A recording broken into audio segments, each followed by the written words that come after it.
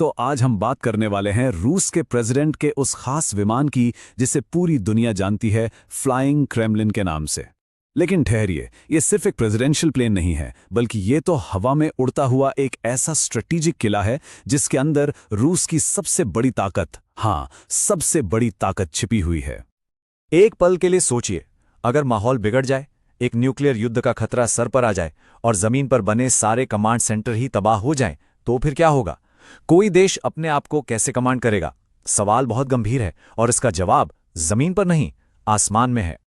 तो चलिए इस उड़ते हुए किले की एक एक परत को खोल कर देखते हैं। सबसे पहले जानेंगे पुतिन के इस फ्लाइंग क्रेमलिन के बारे में।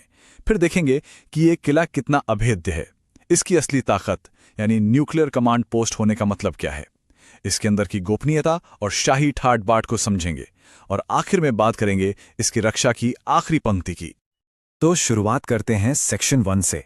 ये जो विमान है, इसका नाम है इल्यूशन IL-96-300PU और इसका काम सिर्फ प्रेसिडेंट को एक जगह से दूसरी जगह ले जाना बिल्कुल भी नहीं है।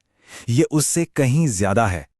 इसके नाम में जो आखिरी 2 अक्षर है ना, PU, वो ही इसकी पूरी कहानी बताते हैं। PU का मतलब है पुंक्ट उप्रावलनिया। रशियन में इसका मतलब होता है कमांड पॉइंट। समझ गए? यहीं से इसका असली रोल शुरू होता है।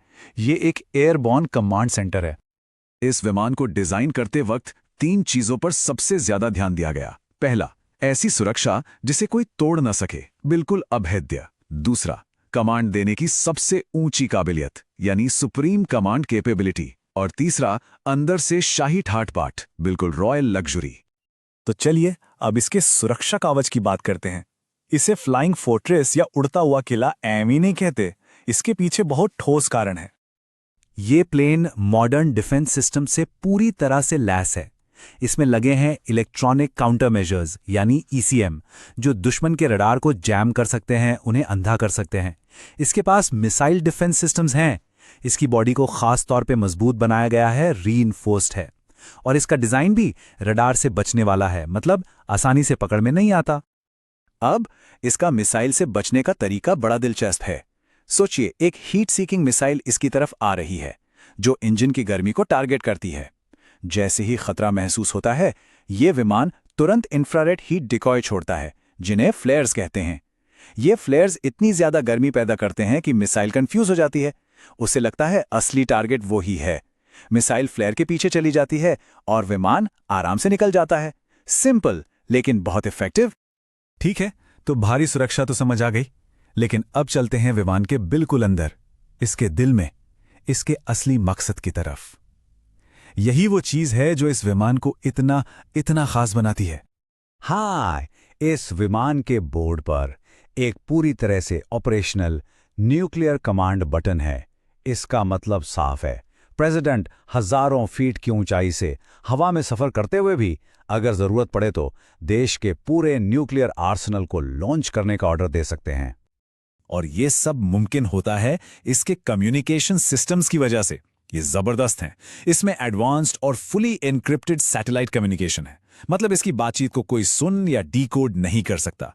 ये सिस्टम प्रेसिडेंट को हमेशा क्रेमलिन और मिलिट्री लीडर्स के साथ कांटेक्ट में रखता है, चाहे विमान दुनिया के किसी भी कोने में हो या बाहर मौसम कितना भी तूफानी क्यों ना हो, कनेक्शन कभी नहीं टूटता। और रेंज की बात करें तो ये भी कमाल है। इसके 4 PS-90A इंजन्स इतने पावरफुल हैं कि ये विमान बिना रुके एक बार में 10,000 किलोमीटर से भी ज्यादा उड़ सकता है। 10,000 किलोमीटर! इसका मतलब है कि ये दुनिया के एक छोर से दूसरे छोर तक नॉन स्टॉप जा सकता है। अब आते हैं इस विमान के एक और रोचक पहलू पर। इसकी दोहरी पहचान है। एक तरफ तो ये एक top secret military command centre है और दूसरी तरफ हवा में उड़ता एक 5 स्टार होटल। ये सुनने में अजीब लगता है, लेकिन सच है। एक तरफ प्रेसिडेंट के लिए एक बड़ा प्राइवेट ऑफिस है, जरूरी मीटिंग्स के लिए एक फुली इक्विप्ड कॉन्फ्रेंस हॉल है, स्ट्रेटेजिक कम्युनिकेशन सिस्टम्स हैं, और दूसरी तरफ मेहमानों के लिए आरामदायक गेस्ट लाउंज, खूबसूरत रिच वुड विनियर का काम और यहां तक कि गोल्ड प्लेटेड फिटिंग्स भी हैं। सोने का पिंजरा और कमांड सेंटर सब एक साथ। लेकिन सबसे हैरान करने वाली बात अब आती है। फ्लाइंग क्रेमलिन सिर्फ एक विमान नहीं है। जी नहीं, रशियन प्रेसिडेंशियल फ्लीट में ऐसे एक जैसे दिखने वाले 5 विमान हैं। 5। इस स्ट्रैटेजी को कहते हैं घोस्ट प्रोटोकॉल। जब भी प्रेसिडेंट को कहीं जाना होता है तो अक्सर एक से ज्यादा बिल्कुल एक जैसे विमान अलग अलग रूट्स पर उड़ते हैं और आखिरी लम्हे तक किसी को कंफर्म नहीं होता कि प्रेसिडेंट आखिर हैं किस वाले प्लेन में। यह डिकॉय स्ट्रैटेजी किसी भी हमले की कोशिश को लगभग नामुमकिन बना देती है। और सोचिए, इतने जरूरी विमान को उड़ाता कौन होगा? इन्हें उड़ाने वाले पायलट्स कोई आम पायलट नहीं होते, वो स्पेशल फ्लाइंग डिटैचमेंट का हिस्सा होते हैं। इन पायलट्स का सिलेक्शन इतना कठोर होता है कि एफएसबी जैसी टॉप एजेंसियां उनकी अत्यंत कठोर जांच करती हैं और उनकी लॉयल्टी को परखा जाता है। सिर्फ बेस्ट ऑफ द बेस्ट ही इस कॉकपिट तक पहुंच पाते हैं। तो हमने विमान के अंदर की टेक्नोलॉजी और उसके अपने डिफेंस सिस्टम्स की बात कर ली, लेकिन इसकी सुरक्षा का एक आखिरी घेरा भी है, एक फाइनल लाइन ऑफ डिफेंस जो इसके साथ साथ आसमान में चलती है। खास तौर पर जब प्रेसिडेंट किसी सेंसिटिव इंटरनेशनल ट्रिप पर होते हैं तो उनके विमान को एस्कॉर्ट करने के लिए आमतौर पर 4 एडवांस्ड फाइटर जेट्स साथ उड़ते हैं। हम बात कर रहे हैं Su-35 जैसे टॉप टियर लड़ाकू विमानों की। ये फाइटर जेट्स एक तरह से प्रेसिडेंट के विमान के लिए लाइफलाइन है। इनका एक ही काम है, फ्लाइंग क्रेमलिन को किसी भी हवाई हमले या मिसाइल के खतरे से बचाना। और जाहिर है, जब यह पूरा काफिला किसी दूसरे देश के एयर स्पेस से गुजरता है तो उस देश से स्पेशल फ्लाइट क्लियरेंस लेनी पड़ती है। तो आखिर में हम ये कह सकते हैं कि फ्लाइंग क्रेमलिन सिर्फ एक विमान से कई ज्यादा है। ये न्यूक्लियर एज में स्ट्रैटेजी, सर्वाइवल और पार यानी रणनीति, अस्तित्व और शक्ति का एक बहुत बड़ा प्रतीक है। और ये पूरी जानकारी हमें एक बड़े सवाल के सामने लाकर खड़ा कर देती है कि ऐसी चीजें आखिर हैं क्या? क्या ये किसी देश की अनंत शक्ति का सिंबल है या फिर उस खतरनाक दौर की एक निशानी जिसे हम सबको पीछे छोड़ देना चाहिए? इस पर सोचने की जरूरत है।